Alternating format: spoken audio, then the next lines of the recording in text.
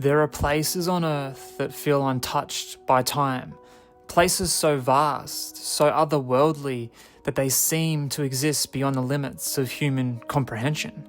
Mauritania is one of them, a land where the Sahara stretches endlessly, swallowing entire civilizations beneath its golden waves, a place where forgotten cities whisper their secrets to the wind, where mountains rise from the desert like ancient sentinels, and where the sky seems impossibly wide, unbroken by anything but the flight of a lone desert hawk. To the outside world, Mauritania is a land of silence, but for those who listen closely, it speaks. It tells the story of traders who crossed these sands centuries ago, carrying gold, salt, and knowledge. Of scholars who built entire cities devoted to wisdom, of a land that defies all logic, a place that should be barren, yet is overflowing with mystery. This is Mauritania, a country that feels like it belongs to another world. From space, it looks like an ancient portal, an unblinking eye carved into the earth by forces beyond our understanding. This is the Richet structure, also known as the Eye of the Sahara. Spanning 40 kilometers in diameter, its perfect concentric rings defy explanation. At first, it was believed to be an impact crater, a scar left by a meteor from another time. But there is no evidence of impact, no shattered rock, no remnants of cosmic collision. Instead, geologists now believe it is a deeply eroded volcanic dome formed by the slow, patient hand of time, a masterpiece of nature shaped over 100 million years, its rings carved by the wind, the heat, and the shifting of the earth itself. But legends say otherwise. Some believe this was once a city, perhaps the fabled lost city of Atlantis, swallowed by the desert, its walls eroded into the spiral pattern we see today, a mystery with no answer, a question written in stone. There are cities that grow, and there are cities that fade. Chinguetti is the latter. Once a thriving hub of trade and knowledge, Chinguetti was one of the Islam's great learning centres, a place where scholars debated philosophy under the flickering light of lanterns, where the desert's silence was broken only by the scattering of squills on parchment. Today the sands creep closer, swallowing streets, reclaiming homes, and threatening to erase its very existence. But within its walls, a treasure remains. The desert libraries of Chinguetti, some of the oldest manuscripts in the world, books of astronomy, medicine, mathematics, centuries-old texts containing knowledge once considered sacred. Knowledge that in many cases has been lost everywhere else. Few remain to protect these books, but those who do not call themselves owners. They are keepers of something greater than themselves. And as the desert slowly takes Chinguetti, one wonders, how much longer will these pages survive? In the heart of the desert, where the wind whispers through canyons of stone and giant stands alone, Ben Amera, one of the largest monoliths on Earth, second only to Australia's Uluru, rising over 600 feet from the desert floor, it has watched over Mauritania for millions of years, silent, immovable, and eternal. Nearby, another formation, Acha, the wife of Ben Amera. Together, these twin monoliths are said to possess an ancient, unseen energy, a force known only to those who dare to sleep beneath their shadows. Who first stood beneath them? Who first looked up at these titans and wonder what secrets they might hold? The desert does not tell. A beast of iron, a machine that moves through the desert like a relentless ghost. This is the Mauritanian iron ore train, the longest train in the whole world. Over 2.5 kilometers in length, it rumbles through the sands, carrying nothing but raw iron and the few souls brave enough to ride it. There are no seats, no shelter, and no comfort. only full exposure to the elements, wind, dust, and the endless horizon. For many, it's a necessity, and for others, a test of endurance and adventure. And for those who ride it, it's an initiation into the heart of Mauritania. Not all of Mauritania is sand and stone. In the middle of this vast emptiness, there is an oasis, a place where the earth still remembers how to dream. Terragit oasis, a secret paradise where water flows year-round, feeding groves of ancient date plums. For centuries, nomads have rested here, drinking from the cool springs, finding relief from the unrelentless heat. And it's a reminder, even in the harshest of lands, life always finds a way. Mauritania is not just a land of landscapes, it's a land of people. People who have learnt to live with the desert, not against it. Here life moves at the pace of the wind, shaped by centuries-old traditions. The Mauritanian people are a fusion of cultures, a bridge between North Africa and the Sahel.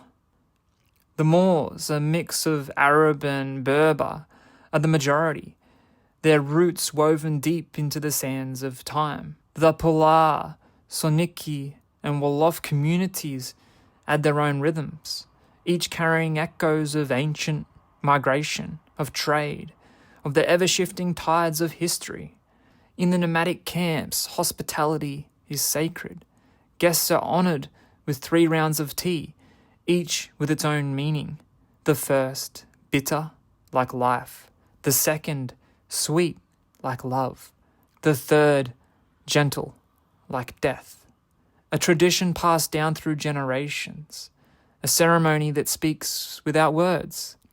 Music is woven into the identity of the land. The tinnitus of 4-stringed lute sings old stories passed down through the ages. The Ardin, a harp played by Mauritanian women, carries the melodies of desert nights where time slows and the only movement is the flickering of lantern light. And then there are the herders, the last nomads of the Sahara. Their caravans drift across the dunes, following the ancient rhythms of the earth, living as their ancestors did, untethered, moving with the land, disappearing into the endless horizon. And for them, the desert is not empty. It is alive, and it listens. This is a land where survival is an art form, where life does not thrive, it endures. In the Sahara, creatures have adapted to a world that offers little. The camel, a symbol of resilience, is more than just a beast of burden. It's a lifeline. It carries traders across the desert and can survive for weeks without water. The fennec fox, with ears larger than its head, listens to the shifting sands. It knows how to disappear, how to blend into the emptiness, how to thrive in the heat of an unforgiving land. And high above, migratory birds chart invisible paths across the sky, resting at the scattered oases that dot the desert like forgotten miracles. And then, in the most desolate reaches of Mauritania, a ghost lingers, the Sahara cheetah, one of the rarest big cats on earth. Few have seen it, even fewer have tracked its footprints across the dunes. It moves with the silence of the wind, a fading echo of a time when the desert was wild and full of beasts. A reminder that even in the places we call empty, life finds a way. Beneath the sands of Mauritania, history sleeps. Once great cities stood here, places of wealth, learning, and power. Now, they are nothing but echoes, their ruins swallowed by the desert. Among them, Kumbasali, once the heart of the Ghana Empire, a city that controlled the gold trade, where kings ruled over vast networks of merchants. Now only the wind remembers their names. There are no monuments here, no great walls left standing, only fragments of pottery, broken stones, and the lingering whispers of a lost civilization. The desert does not care for history. It erases, it buries. And yet these ruins remain, a reminder that even the greatest empires are nothing against the test of time. Mauritania is a land caught between worlds, between past and present, between tradition and change. It is one of the newest oil-producing nations in Africa, yet still among the poorest. It has vast resources, iron, gold, and untapped potential, yet much of its wealth remains beyond the reach of its people. Nouakchott, the capital, was once a small fishing village. Now it is a city of over 1 million. Its streets alive with movement, its markets filled with the scent of spices. But beyond the city, the desert still holds its grip. Challenges still remain. Desertification spreads, swallowing villages. Political tensions rise. The echoes of ancient slave trades still linger in its shadows, a history not yet fully reconciled. Yet Mauritania is relentless, like the dunes that shift but never disappear. Its people endure. Mauritania is not a place for the ordinary traveller. It does not welcome and it does not comfort. It challenges. It demands that you move slowly, that you listen, that you let go of what you know and step into the unknown. This is a world out of time, a place where the past is not remembered, it is lived, where legends do not belong to books, they belong to the wind, the sand, and the stars. For those who dare to venture here, Mauritania is more than just a destination. It's an enigma, a mystery waiting to be unraveled. And as you stand beneath its endless sky, the dunes shifting beneath your feet, you might realize something. Some places are not meant to be understood. Some places are meant to be felt.